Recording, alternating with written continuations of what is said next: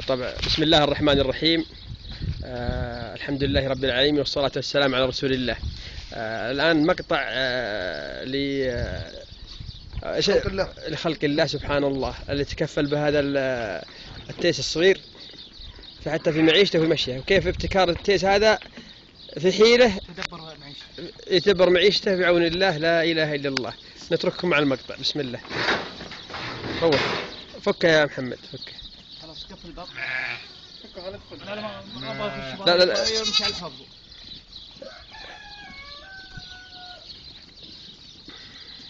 ما شاء الله تبارك الله، لا إله إلا الله. بسم الله الرحمن الرحيم.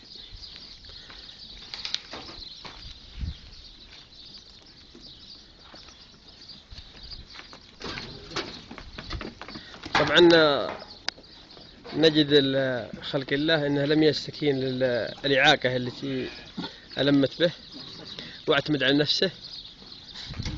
انظر قدرة الله كيف ابتكار الحيل لإطعام نفسه. الآن تجده يطعم نفسه ولا عنده أي مشكلة. ناهيك على بعض البشر اللي يستكين لبعض الأمور المشكلات البسيطة، هذا مشكلتها معضلة، نصف جسمه معاق كما نلاحظ.